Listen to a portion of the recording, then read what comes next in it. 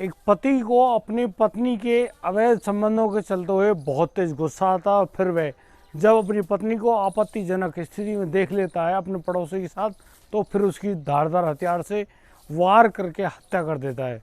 यहाँ दोस्तों नमस्कार, आदाब, सत श्री अकाल दोस्तों, मैं भीषण प्रकाश स्वागत करता हूँ आपका हमारे इस यूट्यूब चैनल में।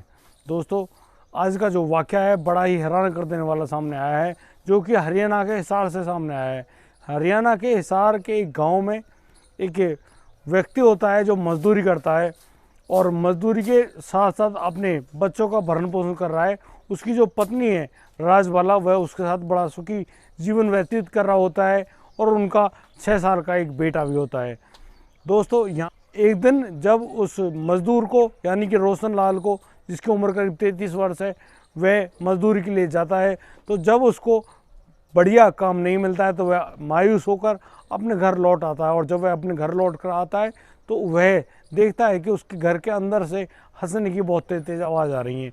तो वह चुपचाप अंदर घुस जाता है और देखता है कि उसकी पत्नी राजबाला उसके पड़ोसी अशोक के साथ बैठकर बहुत सारी बातें कर रही है। तो वह उनको शक की दृष्टि से देखता है। तो राजबाला उसको समझाते हुए कहती है कि यहाँ अशोक को कोई कार्य था और वह अपने कार्य करने आया था और कोई चीज़ की ज़रूरत थी, वह चीज़ लेने के लिए आया था। दोस्तों अब यहाँ जो रोशन लाल है वह बड़ा परेशान भी होता है, हैरान भी होता है, और जो अशोक है उसका पड़ोसी, वह चुपचाप वहाँ से उठकर अब अपने घर की तरफ चला जाता है। रोशन लाल के दिमाग में बहुत सारे प्रश्न पैदा हो रहे होते हैं। वह सोच रहा होता है कि उसकी पत्नी उसके पीछे से पता नहीं क्या काम कर रही है और उसकी हैरानी है, परेशान है। लेकिन यहाँ राजबाला उसको बिल्कुल साफ मना कर देती है, ऐसी कोई भी बात नहीं है जिस पर आप शक कर सको, हमारे बीच में ऐसा कुछ भी नहीं है। लेकिन दोस्तों यहाँ जो रोशन लाल के दिमाग में एक बात घर कर जाती है कि मेरी पत्नी के जो लड़के के साथ, जो कि अशोक कुमार है, उसके साथ अवैध संबंध जरूर बने हैं। और दोस्तों एक दिन रात को जब वह अपनी पत्नी को अपने बिस्तर पर नहीं पाता है, तो वह जब हड़बड़ाहट में खड़ा होता है तो देखता है कि उसके बगल वाले कमरे में अशोक कुमार उसकी पत्नी के साथ लेटा हुआ है और उन दोनों के बीच में शारीरिक संबंध स्थापित है।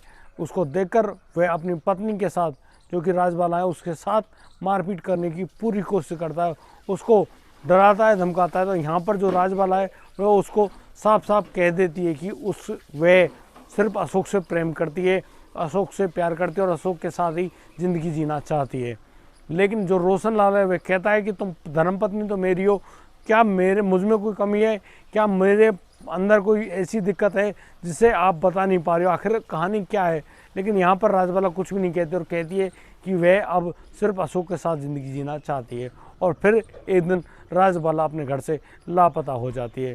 रोशन लाल अपनी पत्नी राजबाला को ढूंढने की बहुत कोशिश करता है, लेकिन राजबाला को वह ढूंढ नहीं पाता है। साथ ही साथ राजबाला जिस दिन गायब हुई थी उसी दिन उसके गांव से वह जो पड़ोस का जो लड़का था अशोक कुमार, वह भी गायब हुआ था। और कुछ दिनों बाद पता चलता है कि पास के ही एक शहर में राजबाला अशोक कुमार के साथ एक घर में पति पत्नी के रूप में रह रही होती है। दोस्तों अब यहाँ करीब उनको रहते हुए 6 महीने हो जाते हैं और फिर अशोक कुमार उसकी पत्नी यानी कि अपनी पत्नी जिसको राजबाला है, राजबाला को लेकर अपने ही गांव लौट आता है और रोशन लाल के पड़ोस में यानी कि घर के सामने ही बने हुए घर में, अपने घर में रहने लगता है। और दोस्तों यह बात रोशन लाल को बिल्कुल नागवार गुजरती है। वह गांव के गणमान्य व्यक्तियों के पास जाता है और कहता है कि पहले तो अशोक कुमार मेरी पत्नी को घर से भगा कर ले गया और अब उसके साथ वह शादी करके यानी कि कोर्ट मैरिज करके लाया है और मेरे घर के सामने ही घर बनाकर रह रहा है। मुझे ये बात बिल्कुल अच्छी नहीं लगती, मैं किसी दिन कोई कठोर कदम उठा लूँगा। लेकिन जो गणमान्य व्यक्ति हैं वे भी अब अशोक कुमार को समझा रहे होते हैं कि भाई तुम गांव से बाहर ही रह लो तो सही रहेगा, कहीं ऐसा ना हो कि रोशन किसी दिन गुस्से में कोई ऐसी गलत कार्रवाई ना कर दे जिसका परिणाम बहुत गलत होता है।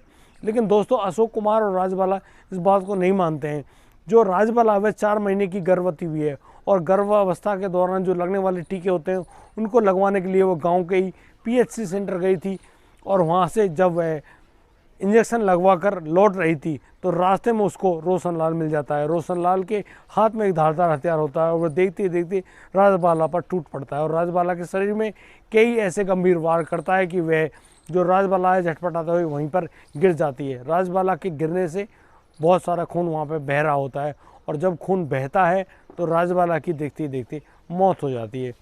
आनन फानन में पीएससी के जो डॉक्टर होते हैं एम्बुलेंस में लाकर राजबाला को हॉस्पिटल पहुंचाने की कोशिश करते हैं, लेकिन जैसे ही वह हॉस्पिटल पहुंचती है, बड़े अस्पताल पहुंचती है, तो वह वहाँ पर जो चिकित्सक हैं उसको मृत घोषित कर देते हैं और कहते हैं कि इसकी अब मृत्यु हो चुकी है। यानी कि इस हत्या को करने के बाद जो रोशन है वह रोशन वहाँ से लापता यानी कि भाग चुका होता है, फरार हो चुका होता है। जो रोशन और राजबाला का जो बेटा है जिसकी उम्र करीब 6 वर्ष है, वह अब अपनी नानी के पास रहता है। दोस्तों, यह घटना बीते 4 मई की है, यानी कि बिल्कुल ताज़ा खबर है, और ताज़ा खबर के अनुसार ही हमने जायज़ समझा कि आप लोगों के बीच में इस खबर को ज़रूर पहुंचाया जाए। दोस्तों, यदि आपको हमारी वीडियो और दी गई जानकारी अच्छी लगी हो तो आप हमें लाइक करें, कमेंट करें, शेयर करें, और हाँ, सब्सक्राइब करना बिल्कुल मत भूलिएगा। दोस्तों, हमारा ऐसा कोई मकसद नहीं है कि हम आपको इन प्रकार की घटनाओं को सुनाकर परेशान करें, दुख पहुंचाएं, लेकिन हम आपको जागरूक करना चाहते हैं, आप लोगों को बताना चाहते हैं कि इस प्रकार की घटनाएं किसी के साथ भी हो सकती हैं। समाज में सभी प्रकार के लोग रहते हैं, अच्छे लोग भी और बुरे लोग भी। दोस्तों, मिलता हूँ एक नई वीडियो में, लाता हूँ एक नई सनसनीखेज खबर।